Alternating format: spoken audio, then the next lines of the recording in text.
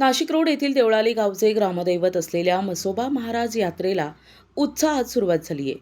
3 दिवस चालणाऱ्या या यात्रेनिमित्त विविध धार्मिक कार्यक्रमांचे आयोजन करण्यात आले आहे, अशी माहिती पंच समितीचे अध्यक्ष शिवाजी लवटे, उपाध्यक्ष प्रदीप देशमुख आणि सचिव रुंजा पाटोळे यांनी दिली. यात्रेनिमित्त मंदिर परिसराची आकर्षक रंगरंगोटी करण्यात आली असून विद्युत रोषणाईने मंदिर उजळून निघाले आहे.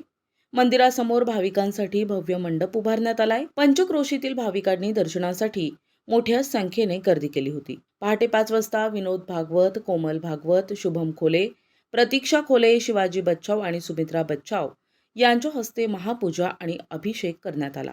तसेच पंचसमितीचे सदस्य हेमंत गोसावी आणि कविता गोसावी यांच्या हस्ते सत्यनारायण महापूजा संपन्न झाली. यानंतर मांडव डहाळे कार्यक्रम झाला असून सायंकाळी मिरवणूक काढण्यात येणार आहे. मंगळवारी आठवडे बाजारातील कुस्ती मैदानावर कुस्त्यांची दंगल आयोजित करण्यात आली आहे.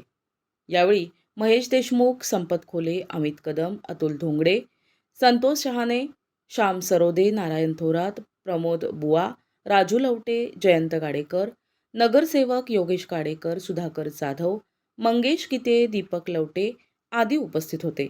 प्रतिनिधी प्रशांत जेजुरकर, दिशा न्यूज, नाशिक रोड.